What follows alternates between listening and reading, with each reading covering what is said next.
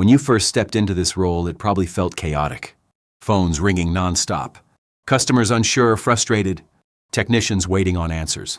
Time slipping away faster than you could keep up. Most days felt like reacting instead of leading, just trying to survive the rush and get to closing time. And if that's how it felt, it wasn't because you were bad at the job. It was because nobody ever showed you how all the pieces actually fit together. This entire tier was built to change that. The first thing you learned wasn't a script or a system.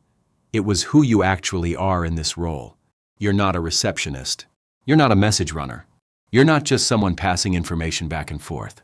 You sit at the intersection of three things that all matter equally: customer trust, technician execution, and shop success. Once you understand that, the job stops feeling random. You stop working the counter and start running the front of the business. From there, you learn that every decision you make protects three things at the same time: the customer, the technician, and the shop. And the moment you sacrifice one to help the others, something breaks: trust, morale, profit, or safety. That framework becomes a compass. You can use it all day, every day, especially when things get busy or uncomfortable. You learned how the shop actually works as a system, not just cars coming in and going out, but time flowing through bays, technicians needing clear direction, customers needing controlled communication, and workflow needing discipline. You learned that technician time is inventory you can never get back once it's wasted. You learned why customers belong in your care, not wandering the shop. And you learned that order and structure don't slow things down, they keep the shop moving. You learned how to speak to customers on the phone like a professional, not rushing to prices, not guessing, not pretending to know things you don't. You learned how to welcome people, ask better questions, guide the conversation, and invite them into a process instead of chaos. You learned that confidence isn't about having all the answers. It's about knowing how to get the right ones without faking it. You learned how to write repair orders that actually mean something.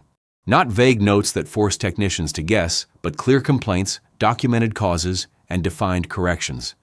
You learned that the first step of any real diagnostic is duplicating the concern, and that the quality of your questions determines the quality of the technician's work. You learned how to use digital inspections not as a sales trick but as a truth report. Photos, measurements, notes, consistency. You learned why numbers are never guessed, why red, yellow, and green actually matter, and why a strong inspection makes your job easier instead of harder. When the inspection is solid, you don't have to push. You just explain. You learned how to present estimates in a way that feels calm instead of awkward.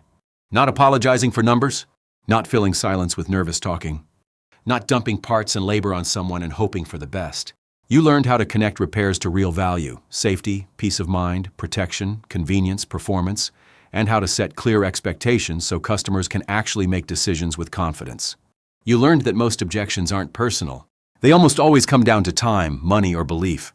You learned how to listen instead of argue, how to ask respectful questions instead of pushing, and how to uncover what's really holding someone back so you can help without pressure.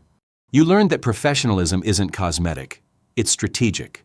How you show up, how the shop feels, how organized the front looks, all of it quietly determines what kind of customers you attract. High standards attract people who respect your time and your work. Low standards attract people who drain both. You learned that communication is more than words. Tone, pacing, body language, and humility matter just as much as what you say. You learned that it's okay not to know everything, and that saying, "I don't know yet, but I'll find out," builds more trust than pretending ever will. You learned about safety and liability, not through fear but through discipline. Why customers don't belong in hazardous areas. Why you don't diagnose from the desk. Why you never guarantee outcomes you can't control. You learned how to protect yourself, the technicians, the customer, and the shop with careful language and firm boundaries. You learned how to manage time like the fragile inventory it is. How to buffer promises.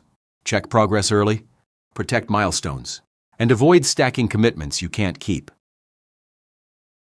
You learned that broken time promises break trust faster than almost anything else.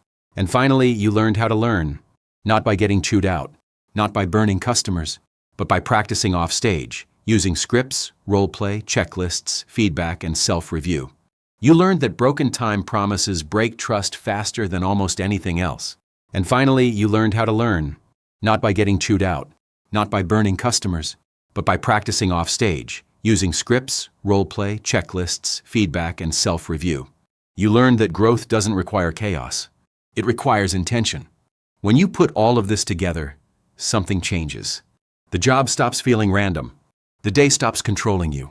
You stop guessing and start deciding. You don't have to be perfect yet. That was never the goal.